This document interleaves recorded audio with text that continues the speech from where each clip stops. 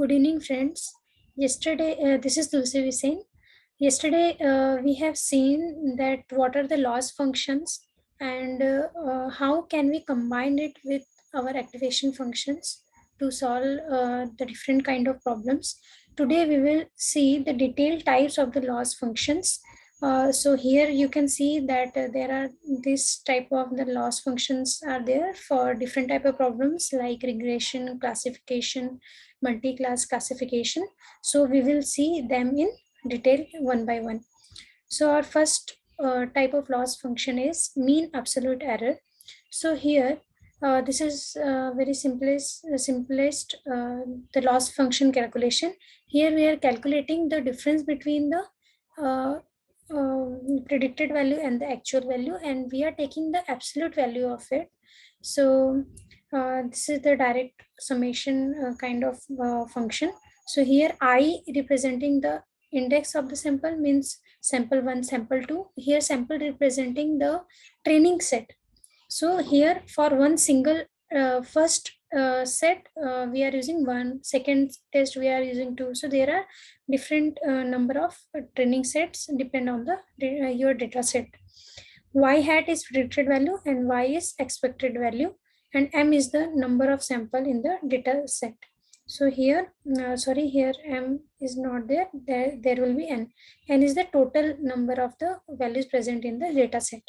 So this is our mean absolute error.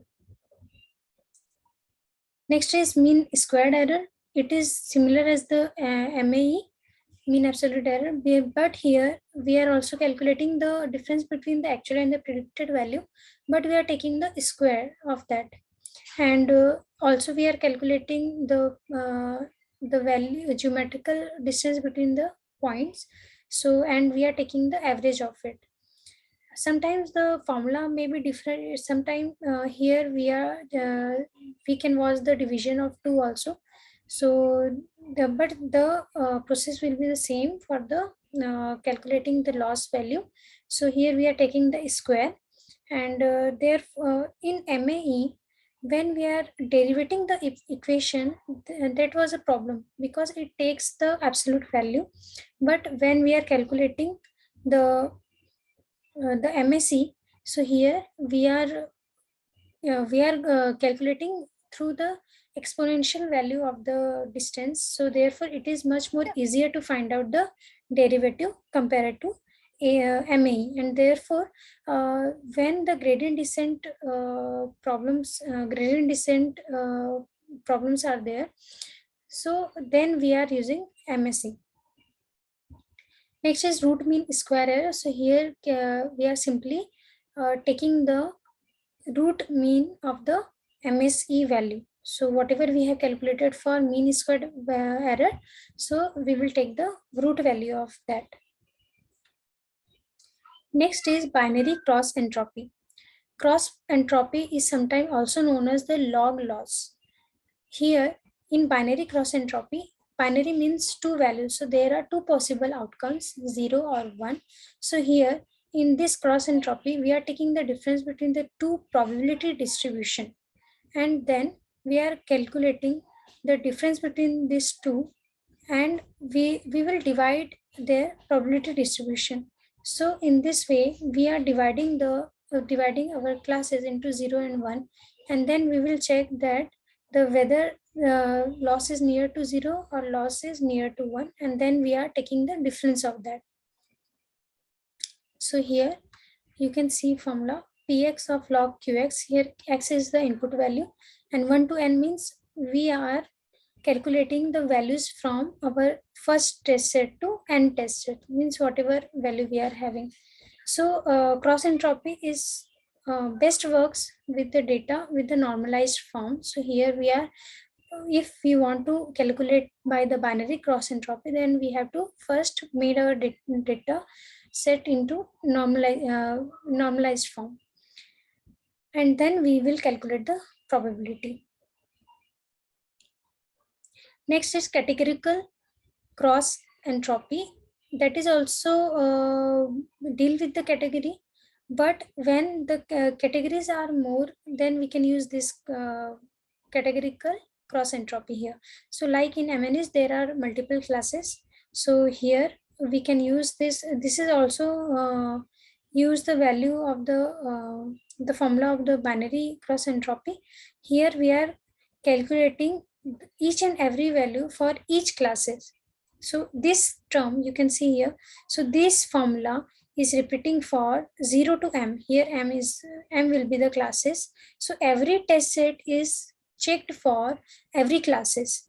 So that is also time consuming if there are many classes. Next is hinge loss. Hinge loss is used earlier in when the deep learning era was before the deep learning era, and therefore it is frequently used for binary classification problem and generally combined with the SVM classifier for getting the uh, desired outcome. And therefore we have to take that range between -1 to 1, because in SVM the value ranges between these two value. So this here there was compulsory action that we have to change the label, and when hinge losses not only penalize the wrong prediction, but it was giving means our prediction should be very accurate when we are using hinge loss. So that was earlier used loss functions. Next is multi-class cross entropy. So here, when we are calculating our loss for multiple classes by using multiple labels. So in the categorical cross entropy, we are using only 1 and 0 to classify the multi-classes. But in multi-class cross entropy, we are using multiple labels uh, to divide the classes of the multiple classes. So we have also discussed yesterday about this. So you can see that the samples are labeled, and based on that label we are classifying the value. So if the suppose the value is predicted for class 2, suppose there are 5 classes and value is predicted to near class 2, then the all the probabilities highest probability will be uh, for class 2 only, and all the other classes probability will get lower values. So in that way we will classify that the value will belong to class 2. So in this way we are calculating the classes. Now next is Kullback-Leibler divergence loss, in short KL divergence. So it is used to measure how the probability of one distribution and differs from the other distribution. So we are calculating the distribution of the probability, and then we are comparatively check them. So here is the formula, and Q and P are the suppose the data sets which we want to check the probability distribution, and then we are comparatively compare them. Okay, and X is for the input values. So here we are summing all the integrating all the values. So here KL divergence is also known as relative entropy. Here we are using the that entropy concept here also, and we are calculating based on that. Here we are also there are two type of functions are there, like forward KL and backward KL. So forward KL is used for supervised learning, and backward KL is used for reinforcement learning. So the goal of the KL divergence loss is that whatever is the probability distribution, that we have to check that it is true or false for our target variables. So in that way we are calculating the likelihood probability distribution for the targeted class.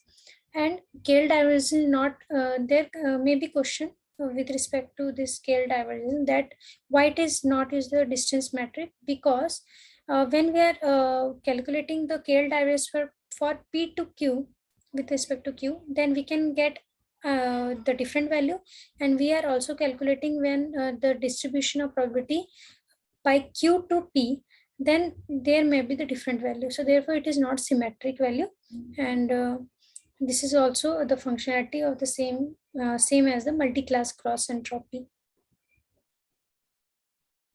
Next is Huber loss. Huber loss is also this combines the best properties of MSE and MAE, Huber loss, and therefore the errors are we are getting very small, and it is very popular when the data is much more complicated.